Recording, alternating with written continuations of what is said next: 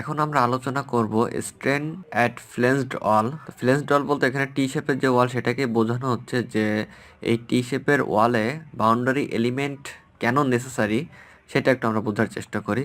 এটার section suppose, তো এই সেকশনে লোডের কারণে যদি এই দিকে কম্প্রেশন এবং এই দিকে টেনশন ডেভেলপ হয় তাহলে এর স্ট্রেন ফিগারটা কেমন আসতে পারে এটা একটু দেখি। যে এই যে এইদিকে হচ্ছে টেনশন আর এইদিকে হচ্ছে কম্প্রেশন, এটাই হচ্ছে এর রেস্ট্রেন্ট গ্রাফ। যে এইখানে এর এরিয়াটা অনেক বেশি, যার কারণে এই টেনশন নেওয়ার যে অ্যাবিলিটি সেটা কিন্তু এই সেকশনের কিন্তু অনেক বেশি, এরিয়া বেশি হওয়ার কারণে। এদিকে কম্প্রেশন ডেভেলপ হচ্ছে, যার কারণে এদিকে এর কম্প্রেশনের গ্রাফটা কিন্তু কম। এখন যদি উল্টা দিক থেকে লোডটা আসে তাহলে এইখানে যদি টেনশন হয় আর এখানে কম্প্রেশন যদি ডেভেলপ হয় তখন গ্রাফটা হবে এই যে এরকম, যে এই দিকে হচ্ছে কম্প্রেশন আর এইদিকে টেনশন। তো এরকম এক্সট্রিম কেন হলো, এর কারণ হচ্ছে এখানে যে কম্প্রেশনটা হচ্ছে এর এরিয়া অনেক বড় হওয়ার কারণে এর ক্যাপাসিটি খুবই বেশি, স্টিফনেস খুবই বেশি, যার কারণে এইখানে এর কম্প্রেশনটা খুবই কম। বাট এইখানে কিন্তু এর টেনশন নেওয়ার অ্যাবিলিটিটা কিন্তু এর যে পরিমাণ ডেভেলপ হচ্ছে সে তুলনায় খুবই কম, যার কারণে গ্রাফটা এরকম হয়ে গেছে। এবং আরেকটা ব্যাপার যেটা, এই পরিমাণে টেনশন ডেভেলপ করার কারণে একটা জিনিস আমরা জানি যে কনক্রিটের টেনশন নেওয়ার অ্যাবিলিটি কিন্তু অলমোস্ট জিরো। তাহলে যখন আর্থকোয়াক আসলো লোডটা, তো ফার্স্টে যখন আর্থকোয়াক লোডটা যদি এই ডিরেকশনে আসে, এই ডিরেকশনে টেনশন ডেভেলপ করলো, টেনশন যখন ডেভেলপ করলো তখন কিন্তু কনক্রিট ক্র্যাক চলে আসবে।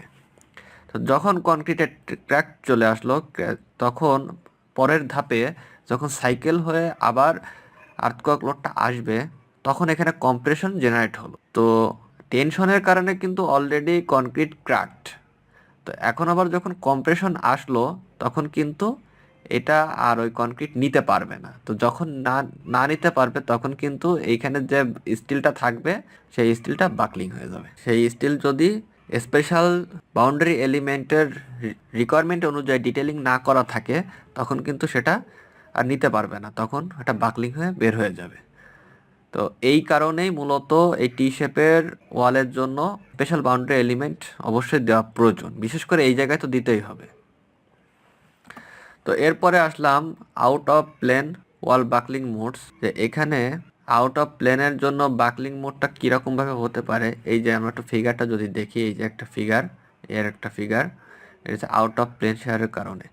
তো এখানে যেটা বলতেছে যে tensile strain and cracking in concrete followed by compression buckling of the overall wall section, in which one curtain of vertical reinforcement yields before the other। অর্থাৎ এই যে যে শেয়ার ওয়ালটা এখানে যখন আর্থকোয়াক লোডটা আসবে, যে কথাটা একটু আগে বললাম এই কথাটা এখানে বলতেছে যে আর্থকোয়াক লোডটা যখন আসলো, আসার পরে যে এক সাইডে টেনশন জেনারেট হলো, তো টেনশন যখন হলো তখন এই কনক্রিটে ক্র্যাক চলে আসলো। এরপরে যখন আবার আর্থকোয়াকে লোডের কারণে পরের ধাপে যখন আবার কম্প্রেশন তৈরি হলো তখন কিন্তু ওই ক্র্যাক কনক্রিটটা আর সেই কম্প্রেশনটা নিতে পারবে না, তখন কিন্তু ওটা অলরেডি পড়ে যাবে। আর ঠিক তখনই এই স্টিলটা যদি যথাযথভাবে প্রোভাইড না করা থাকে বাউন্ডারি এলিমেন্ট অনুযায়ী তখন কিন্তু এটা বাকলিং হয়ে যাবে। এই জিনিসটা এখানে বোঝাচ্ছে।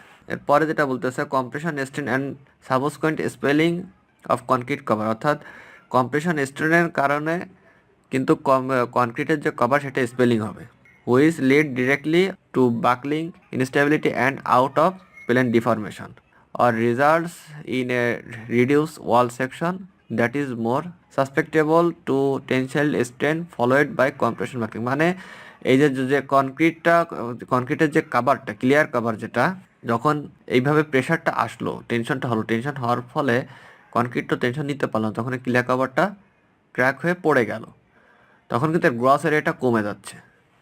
তো গ্রস এরিয়া কমে যাওয়ার কারণে কিন্তু এখানে বাকলিং চলে আসতেছে স্টিল, এখানে সেই কথাটাই বলতেছে। এরপরে finding about the out plane bending আর বাকলিং অফ শেয়ার ওয়াল, মানে এই বাকলিং শেয়ার আউট অফ প্লেনের বেন্ডিং আর বাকলিং শেয়ার ওয়াল থেকে আমরা কি কি পেলাম। এক নম্বরে পেলাম এই আউট অফ প্লেন শেয়ারের আমরা একটা অবজারভেশন পেলাম কিভাবে সেটা বাকলিং হচ্ছে। দুই নম্বরে যেটা পেলাম, the observe damage was likely initiated by concrete crashing at the extreme fibres due to flexural compression rather than gross section buckling. অর্থাৎ এটার যে কনক্রিটের যে টেনশন নেওয়ার ক্যাপাবিলিটি যেটা কমে যাচ্ছে, অর্থাৎ কনক্রিটে যখন টেনশনটা ডেভেলপ হচ্ছে, টেনশন ডেভেলপ হওয়ার পর কনক্রিটটা কিন্তু ক্র্যাক হয়ে যাচ্ছে বা ওখান থেকে পড়ে যাচ্ছে। যখন পড়ে যাচ্ছে তখন কিন্তু এর গ্রস সেকশনটা কিন্তু কমে যাচ্ছে। এই ক্রস সেকশন কমে যাওয়ার কারণে এর যে টেনশন নেওয়ার যে অ্যাবিলিটি সেটা কিন্তু ক্যাপাসিটি যেটা সেটা আর থাকতেছে না। এরপরে যেটা আমরা পাচ্ছি যে although some Waals এক্সাবিট A ক্যারেক্টারিস্টিক্যালি buckled shape following the earthquake. Calculation showed that initial gross concrete sections were laterally stable and failure modes associated with concrete crashing were likely to have initiated first. অর্থাৎ এরা বলতেছে যে এই যে share ওয়ালটা নিয়ে কথা বলতেছে, সেই শেয়ার ওয়ালের যে ক্যালকুলেশন আছে সেই ক্যালকুলেশন অনুযায়ী এর ফেল হওয়ার কথা না, তারপরেও বাস্তবে এটা ফেল হয়ে যাচ্ছে। কেন ফেল হয়ে যাচ্ছে? এর কারণ হচ্ছে এর যে ক্লিয়ার কভার যেটা আছে সেই ক্লিয়ার কভারটা টেনশনের কারণে যখন ক্র্যাক হয়ে যাচ্ছে তখন কিন্তু এর গ্রস সেকশনটা কিন্তু কমে যাচ্ছে। এই গ্রস সেকশন কমে যাওয়ার কারণে এর যে ইফেক্টিভ যে পরিমাণটা, যে এরিয়াটা, সেটা কিন্তু কমে যাচ্ছে, যার কারণে এটা ফেল হওয়ার সম্ভাবনাটা আরও বেড়ে যাচ্ছে।